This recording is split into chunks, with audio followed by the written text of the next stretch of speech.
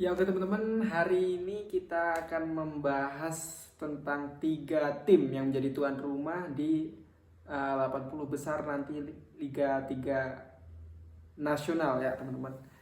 Nah, 3 klub Jateng yang menjadi tuan rumah ini saya pikir ini akan menjadikan satu peluang besar ya bagi tim-tim tersebut ya, dimana di situ ada Persib Pekalongan, kemudian ada Persiku Kudus, kemudian ada PSDB Demak United, PSDB United ya.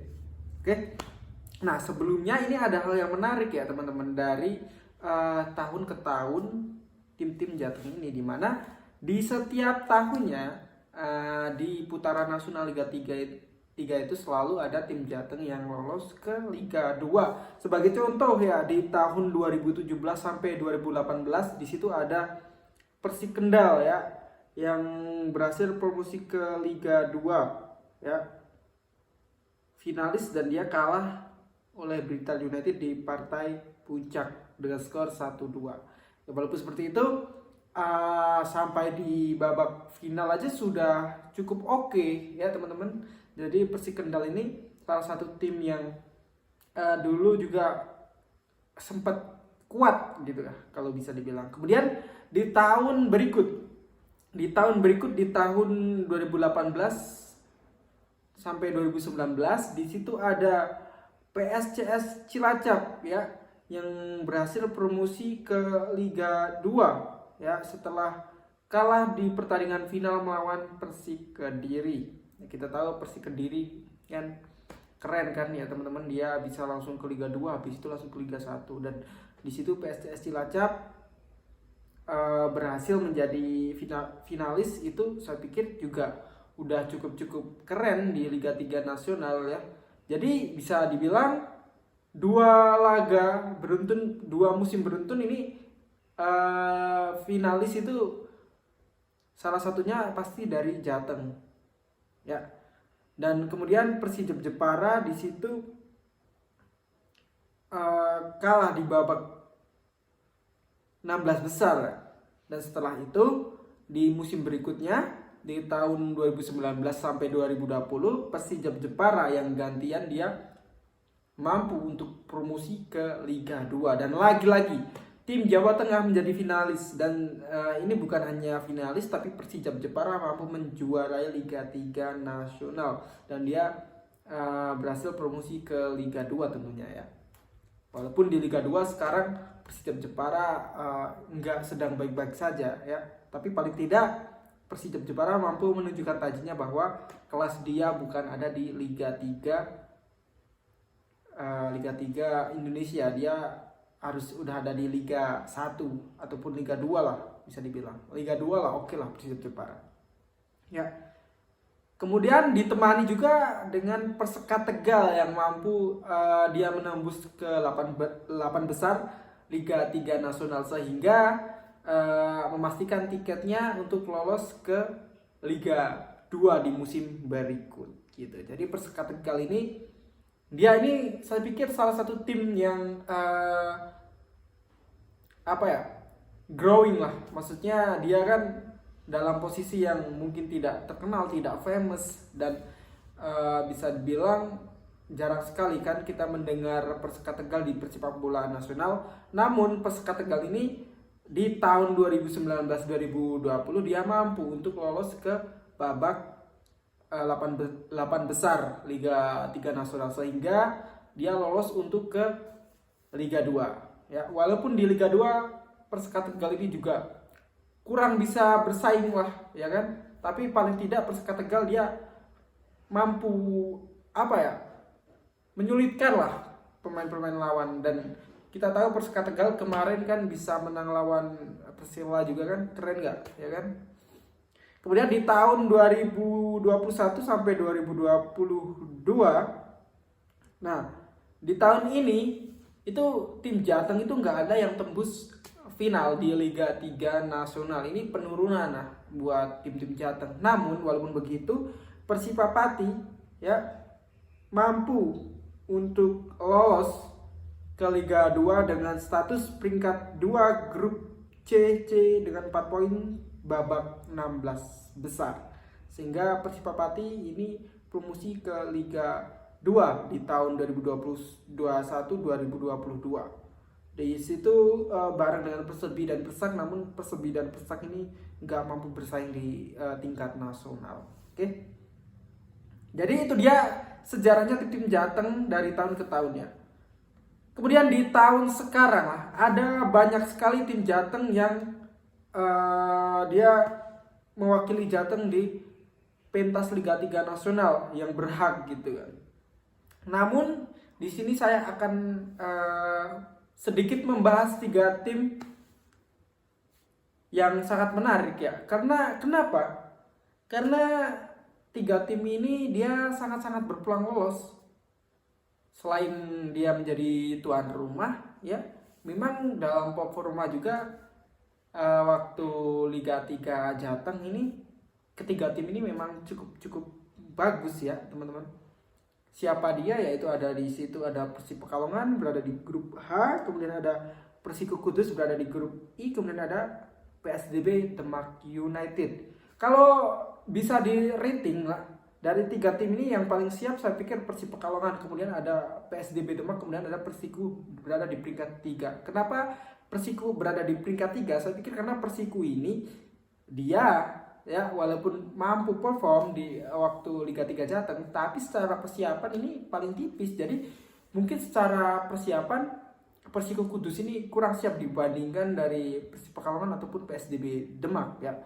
Dan ini perlu dibenahi lah buat Persiko Kudus, apalagi nanti Persiko Kudus jadi tuan rumah dan itu tekanan supporter dan saya pikir bukan dijadiin tekanan lah, maaf saya tadi salah ngomong ya teman-teman. Jadi ekspektasi supporter itu akan tinggi ya. Ya bisa dibilang tekanan, tapi kalau pemain yang profesional bisa buat mereka motivasi sebagai tuan rumah, kemudian dihadapkan supporter yang sangat fanatik. SMM ini kan sangat fanatik ya teman-teman, kita tahu kan. Dulu saya juga pernah nonton langsung SMM ini, sangat keren dia, kompak gitu. Walaupun mungkin sekelas Persiko ini memang supportnya belum banyak, tapi sedikit itu lebih baik daripada banyak yang tidak loyal gitulah. Jadi buat Persiko pertahankan supporter ya untuk tetap mendukung Persiko dengan sepenuh hati gitu.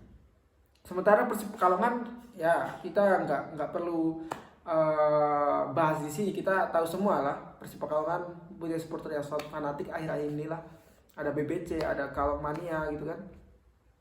Apalagi kemarin pertandingan final di Stadion Jatidiri, teman-teman boleh lihat sendiri di YouTube bagaimana antusias dari warga Pekalongan ataupun supporter Pekalongan Persib fans ini sangat-sangat banyak dan sangat-sangat layak nantinya kalau supporter ini bisa adu kreativitas nanti di Liga 2 bareng dengan supporter-supporter lain di Liga 2 yang bisa dibilang udah cukup banyak juga basis supporternya gitu.